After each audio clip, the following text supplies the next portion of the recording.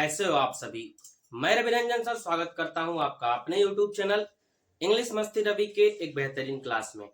विद्यार्थियों, आज से हम लोग 12th आर्ट्स शुरू करने जा रहे हैं और हम आपको 12th आर्ट्स में मुख्य रूप से इतिहास, भूगोल और नागरिक शास्त्र यानी पॉलिटिकल साइंस ये पढ़ाएंगे। बाकी यदि और भी जो आपका सब्जेक्ट है वो अगर टाइम मिला तो उसको भी देखेंगे। विद्यार्थियों, आज हम 12th हिस्ट्री शुरू करने जा रहे हैं जिसमें आपको 8 महत्वपूर्ण प्रश्न बताएंगे।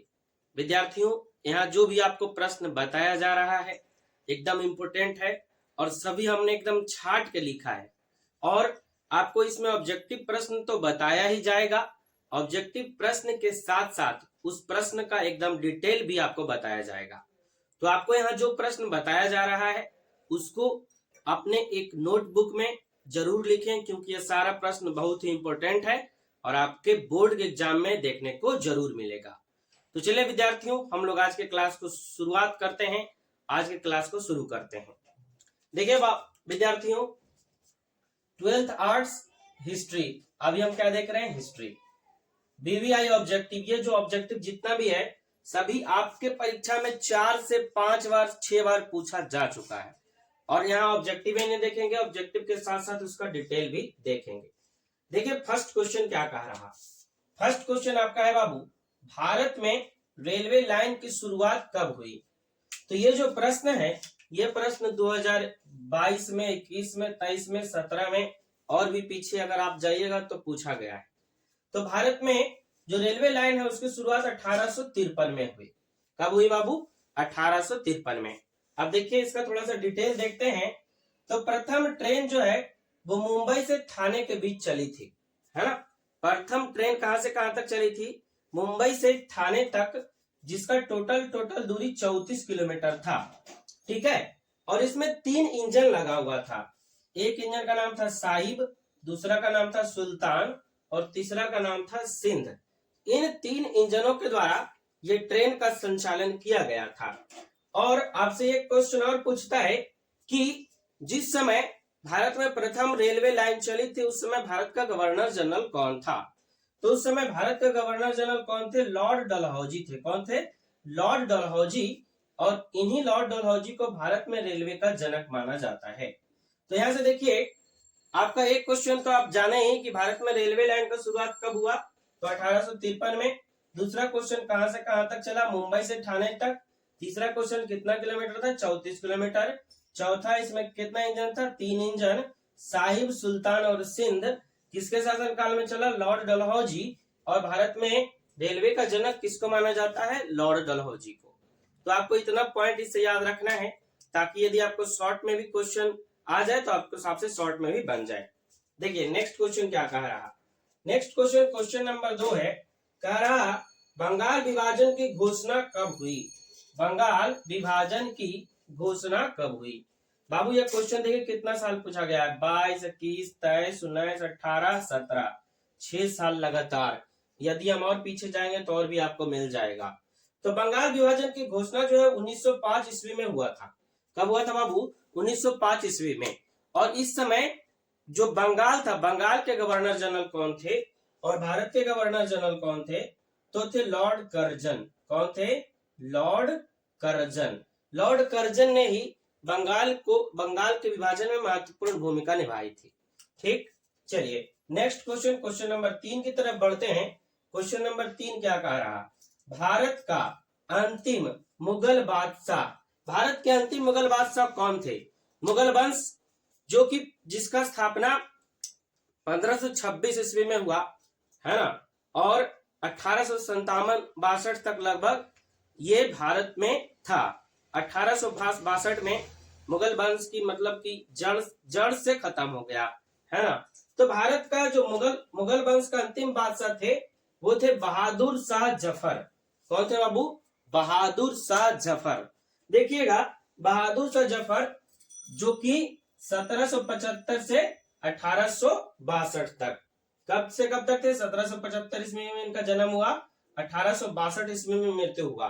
1857 का जब सिपाही विद्रोह हो रहा था भारत में, तो इस समय ये दिल्ली में रह रहे थे, है ना, और मेरठ से जब लड़ाई शुरू हुआ तो दिल्ली की ओर बढ़ा, और दिल्ली की ओर लड़ाई बढ़ा तो उस समय जो बहादुर शाह जफर थे लगभग बहुत बूढ़े हो चुके थे, और इनको जो है 1857 के विद्रोह का मतलब कि मुगल बादशाह घोषित किया गया।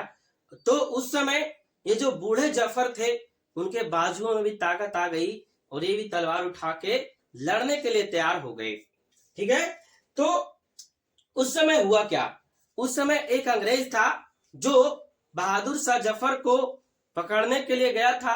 बहादुर शाह जफर थे और उनके दोनों बेटे छुपे हुए थे। तो अंग्रेज बोला था कि दमदमे में दम नहीं, अब खैर मांगो जान की, ऐ जफर ठंडी पड़ी शमशीर हिंदुस्तान की। अपना उत्तर दिया था कि गाजियों में बू रहेगी जब तलक ईमान की, तख्त एक लंदन तक चलेगी तेग हिंदुस्तान की। तो उस बहादुर शाह जफर में इतना ताकत आ गया था कि वो भी अंग्रेज को ललकार रहे थे। लेकिन क्या हुआ, जब 1857 के विद्रोह को दबा दिया गया तो बहादुर शाह जफर को भेज दिया गया रंगून, जहां उनकी 1862 ईस्वी में मृत्यु हो गई। ठीक है, तो भारत के अंतिम बादशाह कौन थे, मुगल बादशाह बहादुर शाह जफर। देखते हैं नेक्स्ट क्वेश्चन, क्वेश्चन नंबर 4, स्वतंत्र भारत के प्रथम गवर्नर जनरल कौन थे। स्वतंत्र भारत के प्रथम गवर्नर जनरल थे लॉर्ड माउंटबेटन। लेकिन आपसे यदि क्वेश्चन पूछा जाए कि स्वतंत्र भारत के प्रथम भारतीय गवर्नर जनरल कौन थे, तो भारतीय हो जाएंगे सी राजगोपालाचारी। ठीक है, 5 नंबर क्वेश्चन देखिए क्या कह रहा, ताजमहल किस नदी के किनारे है। यह भी क्वेश्चन बहुत बार पूछा गया है और काफी इजी क्वेश्चन है। तो ताजमहल किस नदी के किनारे है, यमुना नदी। ताजमहल किस नदी के किनारे है, यमुना नदी। नेक्स्ट क्वेश्चन देखते हैं 6 नंबर, कह रहा हम्पी का यूनेस्को द्वारा विश्व पुरातत्व स्थल में किस वर्ष घोषित किया गया। तो 1986 में हम्पी को, जो कि विजयनगर साम्राज्य के अंतर्गत आता था, जो अभी वर्तमान में कर्नाटक राज्य में है ना, इसको 1986 में यूनेस्को द्वारा विश्व पुरातत्व स्थल में घोषित किया गया है। ठीक है, हम्पी जो है वर्तमान में कर्नाटक राज्य में है, और जो विजयनगर साम्राज्य जिसकी स्थापना हरिहर और बुक्का ने की थी, उसका आपको अवशेष हम्पी में देखने को मिलता है। ठीक है, नेक्स्ट देखिए 7 नंबर क्वेश्चन क्या कह रहा, हरिहर और बुक्का ने कब विजयनगर साम्राज्य की स्थापना की। ये क्वेश्चन 23 में, 22 में, 21 में और भी पीछे कई सालों में पूछा गया है। ठीक है विद्यार्थियों, तो 1336 ईस्वी में हरिहर और बुक्का 2 भाई थे। हरिहर और बुक्का क्या थे, 2 भाई थे, जिन्होंने मिलकर विजयनगर साम्राज्य की स्थापना की थी। ठीक है, लास्ट क्वेश्चन देखिए 8 नंबर क्या कह रहा, भारत का प्रथम मुगल सम्राट कौन था। तो भारत का प्रथम मुगल सम्राट कौन थे, ये जो क्वेश्चन है 20 में, 23 में, 22 में, 21 में, 19 में और पीछे कई सालों में पूछा गया है बाबू। तो भारत के जो प्रथम मुगल सम्राट थे वो थे बाबर। कौन थे, बाबर। बाबर का जो जन्म है वो उज्बेकिस्तान में हुआ था। बाबर का जन्म कहाँ हुआ था, उज्बेकिस्तान में। और जो बाबर था वो तैमूर और चंगेज के का वंशज था। तैमूर लंग और चंगेज खान जो कि बहादुर लड़ाके थे, है ना, उसी का वंशज था कौन, बाबर। और बाबर भारत में आया तो सबसे पहले 1526 में उसका जो है लड़ाई, उसका युद्ध किसके साथ हुआ, उसका युद्ध इब्राहिम लोदी के साथ हुआ। पानीपत का प्रथम युद्ध।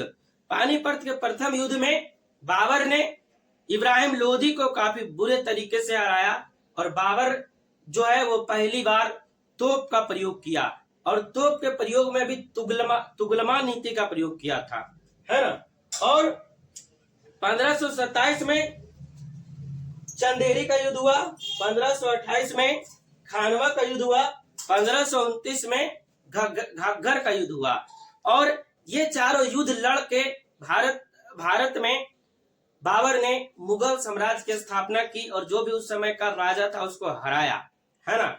यदि आपको इसका ट्रिक याद रखना है कि बाबर द्वारा लड़ा गया 4 युद्ध जो था वो क्या क्या था, तो था, इसका ट्रिक है पानी पी खाना खो, पानी पी खाना खो, चांद देख और घर जो। देखिए, पा से पानीपत का युद्ध, खा से खानवा का युद्ध, चा से चंदेरी का युद्ध और घर से घग्गर का युद्ध। तो ये युद्ध जो है वो लगातार 4 साल हुआ था। 1526 में सबसे पहले हुआ था पानीपत का प्रथम युद्ध, 1527 में हुआ था खानवा का युद्ध, है ना।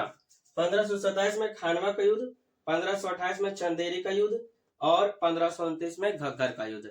ये 4 युद्ध द्वारा भारत में जो है मुगल वंश की स्थापना हुई और बाबर जो था प्रथम शासक था जिसने मुगल वंश की स्थापना की थी। तो ठीक है विद्यार्थियों, आज का ये जो 8 प्रश्न है काफी महत्वपूर्ण है, इसको आप कॉपी में जरूर लिखें और ऐसे ही आपका क्लास चलता रहेगा। 8 प्रश्न 10 प्रश्न करके आपको ऑब्जेक्टिव का इतना अच्छा मटेरियल मिल जाएगा कि उससे बाहर आपके परीक्षा में नहीं आएगा। ठीक है विद्यार्थियों, तो आई होप आपको क्लास अच्छा लगा होगा। अच्छा लगा तो क्लास को लाइक कीजिए, बाकी चैनल पे नए तो चैनल को सब्सक्राइब कीजिए, अपने दोस्तों को शेयर कीजिए। यदि आप फ्री पीडीएफ के लिए हमारे टेलीग्राम चैनल इंग्लिश मस्ती रवि से नहीं जुड़े हैं तो जरूर जुड़िए टेलीग्राम पे जाकर के। यदि आपको और भी कोई परेशानी हो तो हमारा नंबर 7282866069 पे जरूर मैसेज कीजिए व्हाट्सएप पे। ठीक है, मिलते हैं फिर आपसे किसी और वीडियो में, किसी और क्लास में। तब तक के लिए जय हिंद, वंदे मातरम। आप लोग खुश रहें, तंदुरुस्त रहें, मस्त रहें, मस्ती से पढ़ते रहें। Bye bye.